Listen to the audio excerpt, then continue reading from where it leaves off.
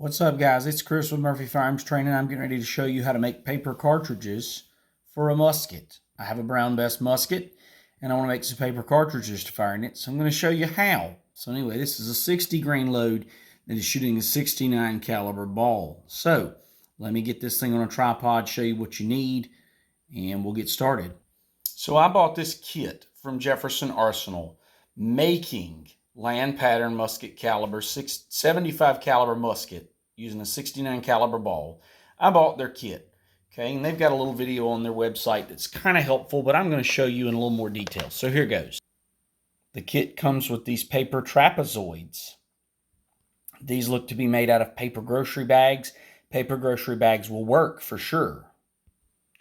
Comes with this dowel rod. You can make your own.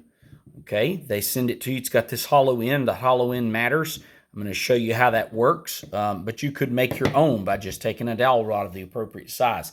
About a 3/4 inch dowel rod would work perfectly. It comes with this choking cord. So you see I've got it clamped to the side of the table. It's just a piece of twine. Of course, you could make your own. It's just a piece of twine that you can pull tight. And it comes with this spool of cordage to tie off the end of your paper cartridge. Now, you could use this, or you could get something like this cotton twist rope and untwist it so that you've got these two individual strands. But the idea here is you want this small, thin piece of cordage, okay? And you don't want something synthetic because in your musket, your black powder will melt it, and you don't want plastic inside of your musket barrel. Now, aside from what they send you, here's what else you need, folks. You're going to need some musket balls, okay? I bought these online. Show you. I bought these from Rush Creek Round Ball. They are 69 caliber. Okay, 69 caliber. Some people shoot a 7.15 in the brown bess. A lot of folks shoot a 69. I'm choosing to shoot a 69. So you need some 69 caliber musket balls. You need some 2F black powder. Okay, 2F black powder. This is Schutzen black powder. I've transferred it into this container here. You'll see why in a minute. You need a powder measure. Now you could use a good old-fashioned powder measure like that. This is a 40 grain powder measure that I made out of a deer antler. You could use an adjustable powder measure. This one's set to 60 grains. You could use a fixed powder measure like this one that Track the Wolf sells. This is a 40 grain. But I'm going to use a Lee dipper that comes right off of my reloading bench. This is a 3.4 cc dipper. And the 3.4 cc dipper, if it's leveled off, dumps about 60 grains of 2F black powder. Give or take a few grains, but it works for me for what I'm doing for my gun. And if you want to make your own, these dimensions don't have to be exact, and you'll see why they don't have to be exact in a minute. But the top of this trapezoid is about 6 inches, the side is about 5.5, and the bottom is about 2.5, give or take. But you do want a trapezoid because you do want this seam to go this way, and you'll see why when I roll these up, because it's a nice way to get it to kind of roll up and stay. So anyway, and I've got this marked here 1.25 inches to 1.5 inches. I give about 1.25 inches setback for a round ball load and about 1.5 inches setback for a buckshot load. And I'm going to show you how to do both. You also need a pair of scissors. Okay, so I cut this cordage here. Here's my cordage. I cut my cordage into some pieces, about yay long. And I'm going to get this started and show you how it works. So we're going to set our paper up here. We're going to set our dowel up here. And we're going to set that dowel back, like I say, 1.25 inches, 1.5 inches, okay? And you're going to start rolling this, okay?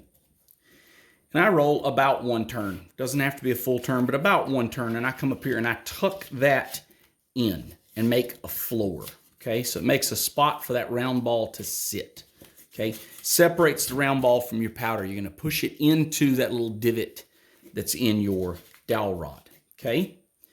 And then I take my musket ball. Now, they don't do it this way on Jefferson Arsenal, but I do. I take my musket ball, and I want to put the sprue, okay? I want to put the sprue either straight up or straight down. And I go ahead and just put it straight down in mine, okay?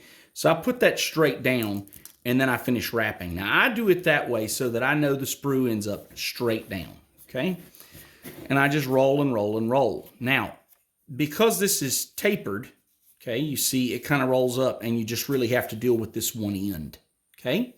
So get a hold of that, and I'm going to take my choking cord, and I'm going to go around in the direction that I wrapped my paper. So I'm going to go in the direction that I wrapped my paper, and I left way too much excess on this one. Doesn't matter, but I left way too much excess. And if you want your cartridges to be pretty, you're going to kind of space them equally, okay? Give this a pretty good tug. I have torn a couple, so don't pull too hard, okay? But basically seal that up. There it is, sealed up.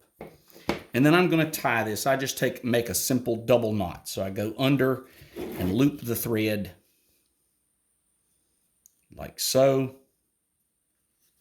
Kind of like starting a shoelace. Okay, pull that pretty tight. Okay, tight as I can. And then tie it again. Now, in reality, if you're trying to do volume, you could leave it like that. You could absolutely leave it like that. But in the interest of it being pretty, you can come in and clip the excess string off, okay? Now you remove your dowel, okay? And you've got your ball, and down in there, if you look, and it's hard to see on camera, it's actually hard to see without the camera, but down in there you've got your ball, and there's a paper divider between the ball and the powder, okay? So then what I like to do, and this is just me, and yes, before anybody yells at me, I know it's not historically accurate, don't really care. So here goes, okay? I like to write ball 60 grain, okay? So I know that's a ball loaded over 60 grains of powder, okay? And I've got a few of these done up. Reach around my camera here. I've got a few of these done up, okay? Boom, boom, boom, okay? Your next step is going to be to add powder, okay? Now I've added powder to these three, and what I'm going to do is just choke up on this as short as I can get it. And you see I wrote this too far. I wrote that too far down. And you're going to choke up on that, give it a twist, and then double it over. Boom. There's a 60 grain with a 69 caliber ball. Boom. Okay? 60 grain with a 69 caliber ball. So again, you'll see I wrote this too low on this. It needs to be written up here. Okay, give it a twist. Okay, and then give it a twist that way. Boom. Paper cartridge. 60 grains of powder. Okay, so again here, give it a twist. Okay, 60 grains of powder with a ball. Okay, so twist it up, fold it over, 60 grains. Okay, I also have, let me grab my bucket here. I have an 80 grain load, and you'll see the difference. I didn't write on these. I'm going to, but I did not write on these. This is an 80 grain load, and so you can tell the difference between a 60 and an 80 grain load. Boom, boom, boom. Okay, so there you go. But I like to write on them, especially if I don't know what they are. Those are separate from these. That's an 80 grain load. Okay, now I'm going to show you how to do buckshot. Same supplies, same materials, except you need some buckshot. I'm going to be using double-aught buck. I'm going to go ahead and count them out, lay them on the table here. I'm going to be using 9 pellets. There's 4, if I can keep them from rolling away. 5, 6, 7, 8, 9. 9 pellets of buckshot. So here's how we do a buckshot load. Pretty much the same thing. You want to make sure you give yourself plenty of room. The buckshot takes up a little more room than the musket ball. So when I'm doing these, if I want them to be uniform, for the ball, I'll make an 1.25 inch mark. For the buck, I'll make an 1.5 inch mark. If I'm just trying to make these and I don't really care that they look uniform, I just kind of eyeball it, okay? So about right there will be plenty of room for my buckshot. Roll this up.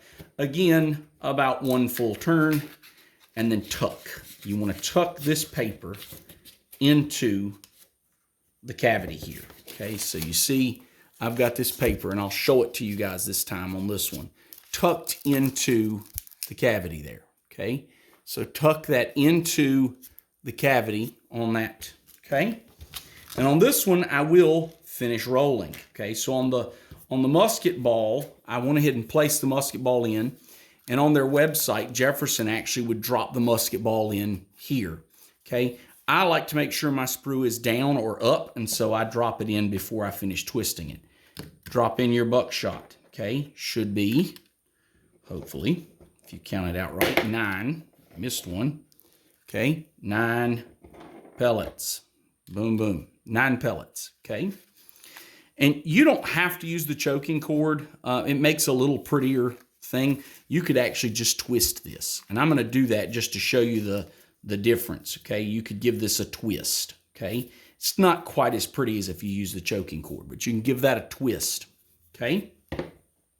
And what are we going to do but tie the end of this so that the buckshot doesn't fall out, okay? So take your twine here, take your fine cord, something not synthetic, okay? Again, this is the cord they sold me at Jefferson when I bought the cartridge kit, but I'm already thinking about when these are gone, what can I use to replace it? So I'm going to use some cotton rope or some cotton sewing thread and give that 2, maybe 3 knots, depending on how good you are at tying knots. Not really good at tying knots, which I shouldn't admit because I should be better at it. But anyway, boom, boom. And again, trim off the excess just because it makes it look prettier, okay? When you pull this out, the buckshot should not fall out. If you've tucked that paper in right, the buckshot shouldn't fall out. Then scoop and add your black powder, okay? Scoop and add your black powder. And then what? Feel till you find your black powder. Give this a twist, okay? And I give it 2 or 3 twists. Do be careful if you tear your paper now, you throw black powder everywhere, and then you tuck your tail, okay? Boom. And what would I write on this one? I would write 60 grain buckshot, okay? So 60 grain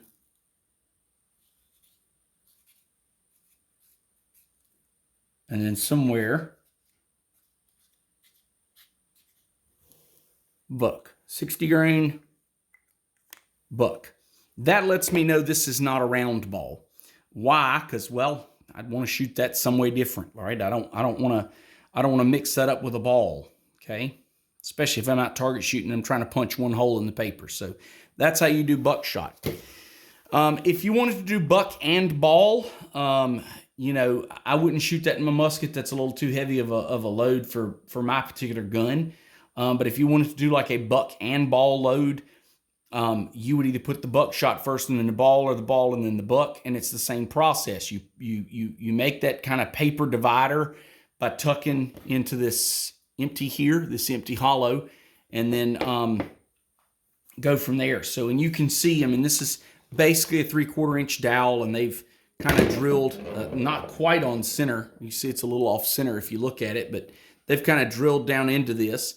You know, but you could make all of this stuff yourself, or you can buy the kit from them. It's kind of informative. It does come with instructions. It was kind of a fun thing to start playing with. So anyway, I wanted to do a little more detailed video on how to use this and how to make this. And again, I bought the kit. It came with all these paper trapezoids already cut. It came with the cord, and it came with everything.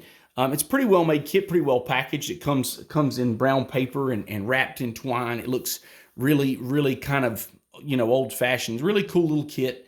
I'm glad I found them online. And then, like I said, you know, probably what I'll do from here is kind of, I'll use like brown grocery bags for these.